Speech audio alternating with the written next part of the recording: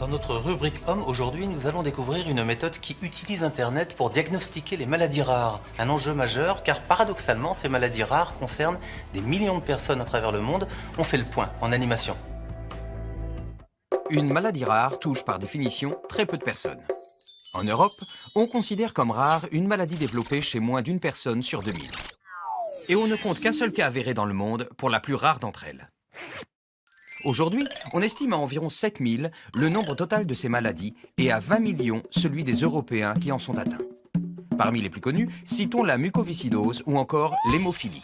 Presque toutes ont une origine génétique et sont souvent graves, comportant des déficits moteurs, sensoriels ou intellectuels. Certaines de ces maladies sont cependant bien référencées, ce qui facilite leur diagnostic. Mais pour beaucoup d'entre elles, la fréquence des cas est si faible que le nombre de professionnels compétents est limité. Il est donc primordial de développer des moyens pour mettre en commun les connaissances, et si possible, de le faire à un niveau planétaire.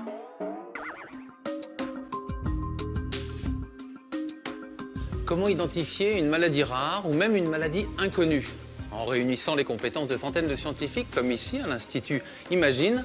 Autre solution, le diagnostic collaboratif sur Internet. C'est ce que propose le site CrowdMed qui fait plancher des étudiants, des médecins et des chercheurs du monde entier pour résoudre les cas les plus difficiles. Nous partons tout de suite en Californie à la rencontre de Jared Heyman, le fondateur de CrowdMed.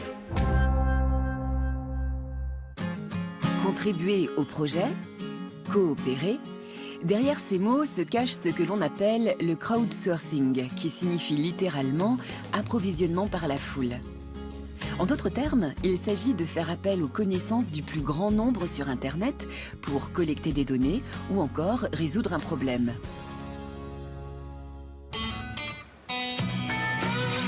Jared Heyman, chef d'entreprise spécialisée dans les technologies du net, vit à San Francisco en Californie. En 2003, sa sœur Carly est touchée par le syndrome rare de l'X fragile. Elle a heureusement pu être soignée, mais il a fallu 3 ans, 16 spécialistes et 100 000 $ pour établir le diagnostic. Afin d'éviter un tel parcours du combattant, Jared décide d'appliquer la technique de partage des savoirs qu'est le crowdsourcing au domaine médical. Ainsi, il utilise le cas de sa sœur en proposant à un groupe d'internautes experts dans le domaine de la santé de donner leur diagnostic. Si des internautes réussissent à résoudre divers problèmes, pourquoi ne pas essayer de voir s'ils peuvent résoudre des cas médicaux que les experts individuels, les médecins, ont du mal à trouver? On a testé cette idée. On a exposé le cas de ma sœur à quelques 700 personnes travaillant dans le domaine médical. Et en seulement 3 semaines, ils ont été capables d'identifier le bon diagnostic, le même que les médecins avaient mis 3 ans à établir. Aucun médecin ne peut reconnaître l'ensemble des 7000 maladies rares existantes. C'est bien la multiplicité des compétences qui a permis de faire émerger rapidement le diagnostic de Carly. Fort de ce succès, Jared innove sur la toile en lançant en avril 2013 CrowdMed, un site de diagnostic collaboratif. Le principe de cette plateforme de partage d'expertise est simple. Sous un pseudonyme, un malade dont la pathologie n'a pu être diagnostiquée peut mettre son dossier médical en ligne pendant 3 mois. Durant ce laps de temps, ces informations sont examinées par une communauté d'experts du domaine de la santé surnommée détectives médicaux. Ces derniers soumettent aux patients des suggestions de diagnostic. Une fois les avis de chacun recoupés, le patient reçoit une liste de pathologies qui ont remporté le plus de suffrages. Il n'a plus qu'à la transmettre à son médecin généraliste. En France, près de Toulouse, Catherine Sicard a fait appel à CrowdMed pour élucider son cas. Reconnue officiellement comme invalide, la jeune femme est victime de douleurs musculaires chroniques qui certains jours l'empêchent même de se lever. Pour résoudre ces troubles hormonaux graves, elle passe de spécialiste en spécialiste depuis 2006. Ça pèse son poids, c'est quand même 8 ans d'analyse et de recherche. Malheureusement, aucun de ces examens n'a permis d'identifier la cause de ces symptômes. En septembre dernier, j'ai vu un endocrinologue spécialisé, très bon dans son domaine, qui m'a dit bon, ben là, il y a vraiment un problème, notamment endocrinologique, mais on est arrivé au bout de ce qu'on pouvait faire et je ne peux toujours pas poser de diagnostic.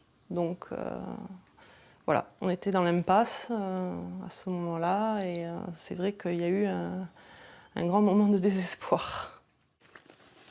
Pour sortir de cette impasse, en janvier dernier, la jeune femme met son dossier médical en ligne sous le pseudonyme de Kila. Alors au début, il n'y a pas trop d'activité. Au 20 janvier, il n'y a que 4 détectives. Et puis petit à petit, ça monte. Il y a de plus en plus de détectives qui sont venus voir le cas jusqu'à dernièrement 50 détectives médicaux. Et ça aboutit à 19 suggestions de diagnostic. Donc ces 19 diagnostics, quand on descend, on peut les voir ici, donc dépression, hypothyroïdisme, dysotomie, il y a la maladie de Lyme, voilà, jusqu'à la sclérose en plaques. 19 diagnostics que cette patiente a transmis à son médecin généraliste. Certaines des pistes n'avaient jamais été évoquées, alors certaines parce qu'elles paraissent peu probables. D'autres parce que les médecins n'y avaient tout simplement pas pensé, notamment une maladie, la myofasciite à macrophages. Mon médecin généraliste a dit « Ah oui, ça, on n'y a pas pensé et vraiment les symptômes correspondent. » Donc on va aller vérifier ça, mais on va tout vérifier de toute façon. Pour ne pas laisser place au doute, ce matin, la jeune femme doit faire une prise de sang pour tester l'une des 19 hypothèses émises par les détectives médicaux, la maladie de Lyme. Mettre un nom sur une maladie, ça me paraît important parce que si jamais la maladie découverte devait être invalidante, il faut s'y préparer tôt et il faut pouvoir avoir tous les atouts de son côté. Oui, moi je fais partie des gens qui veulent savoir parce que je trouve ça important. On arrête d'arrêter de se battre contre des fantômes, en fait. C'est important de savoir contre quoi on se bat. Ceux qui aident Catherine à poser un nom sur ses symptômes, ce sont les 2000 détectives médicaux. Pour la plupart originaires des États-Unis, ils sont recrutés par la plateforme en fonction de leur domaine d'expertise. Comme Brittany Powell, 59% d'entre eux sont étudiants en médecine. Être impliqué sur CrodMed et devenir médecin, pour moi, c'est la même démarche. En tant que futur docteur, je veux être capable d'aider les patients, chercher ce qui cause leurs symptômes et éventuellement trouver le traitement adéquat pour résoudre leurs problèmes. Sur le site, la jeune fille s'est pour l'instant contentée d'aider les malades à remplir leurs questionnaires médicaux. Alors pour savoir comment poser ou évaluer la probabilité d'un diagnostic, elle a rendez-vous avec Grégory Denari. Hi Dr. Denari. Good to see you. Yeah. Médecin généraliste à la retraite, le docteur Denari est désormais un détective médical chevronné. Alors ici, on a un cas de maladie de Crohn. Tu dois déjà connaître la fonction de chatter avec le patient. Cela veut tout simplement dire que tu peux poser une question au patient si tu as besoin d'une précision. Et quand tu veux soumettre ton diagnostic, tu peux voir ce que les autres détectives médicaux ont parié. Avec plus de 50 diagnostics à son actif, Grégory apprécie de pouvoir encore exercer son métier, même si c'est sous une autre forme. Ce que j'aime sur ce site, c'est que je peux partager mon expérience, mais je ne suis pas impliqué directement dans le soin des patients. Le patient va présenter mes suggestions de diagnostic à son médecin, et c'est ce dernier qui déterminera la pathologie et qui lui prescrira le traitement. Et donc même les étudiants en médecine comme toi peuvent proposer un diagnostic. Pas besoin d'être un médecin expérimenté.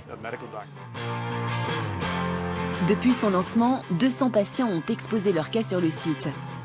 Et quand on sait que 5 nouvelles pathologies rares sont découvertes chaque semaine, cette nouvelle forme de synergie des expertises médicales au niveau mondial pourrait bien connaître un développement fulgurant. De retour à l'Institut Imagine, à l'hôpital Necker, où je retrouve le professeur Stanislas Lyonnais. Bonjour. Bonjour Raphaël. Vous êtes généticien dans cet Institut des maladies génétiques. Alors vous connaissez la plateforme CrodMed, évidemment. Qu'est-ce que vous en pensez? Est-ce que ça vous paraît être un outil pertinent? Je trouve ça très intéressant, très novateur.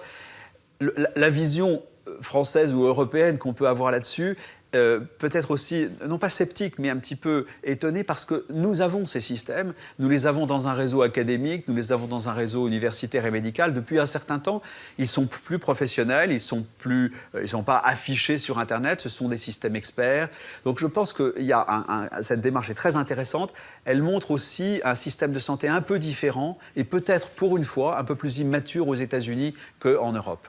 Est-ce que vous êtes susceptible, vous, à l'Institut, de soumettre un cas épineux à la plateforme CrowdMed? On ne l'a pas encore fait, mais je n'exclus pas qu'on puisse le faire. Et je n'exclus surtout pas que des patients puissent eux-mêmes le faire. Et le conseil que j'aurais à donner à des familles ou des patients qui souhaiteraient offrir leur observation sur CrowdMed, c'est de dire « faites-le avec nous ». Pour qu'on puisse bien décrire vos symptômes et revenez nous voir ensuite quand vous avez un résultat, parce que là, il n'y a pas quand même mieux que l'examen clinique, la proximité, et aucune base de données, aucun réseau ne va véritablement avoir la finesse clinique que peut avoir un groupe d'experts réunis en staff avec un neurologue, un métabolicien, un radiologue, pour aboutir à confirmer un diagnostic. Alors, en un mot, quelle est la raison d'être de ce nouveau centre de recherche ?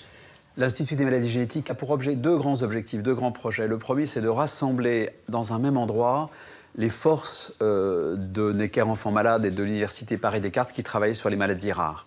Le deuxième objectif est plus dirigé vers les patients eux-mêmes, leurs familles, les associations de malades, c'est d'arriver à construire un institut où cohabitent les malades, les consultations et les chercheurs. Imagine, englobe 19 centres de référence maladies rares nationaux pilotés de Necker Enfants Malades et qui sont associés avec des groupes de recherche. L'idée, c'est de réduire ce que l'on appelle l'errance diagnostique, c'est-à-dire le temps de diagnostic qui est parfois difficile à poser sur des maladies rares. L'errance diagnostique est un des sujets majeurs. Il a été l'enjeu du premier plan maladies rares français. Le diagnostic, il faut rappeler que c'est quelque chose de vital pour ces patients. Ce n'est pas forcément toujours un traitement à la clé, mais c'est en tout cas toujours un espoir thérapeutique. On parle d'errance diagnostique pour les maladies rares, mais est-ce qu'elle ne peut pas exister également pour des maladies oubliées ? La rage, par exemple, ou la polio, des maladies qui ont quasiment disparu, mais pas complètement. C'est tout à fait vrai. Des maladies sont devenues rares. Ça appelle la réflexion que le terme maladie rare n'est pas un terme de mécanique médicale, c'est un terme de santé publique. Par définition, c'est une maladie qui atteint moins d'une personne pour 2000. Cela veut dire que des maladies peuvent être rares à un endroit du globe et fréquentes à un autre. La drépanocytose est la maladie génétique la plus fréquente en Afrique. Elle est rare en France.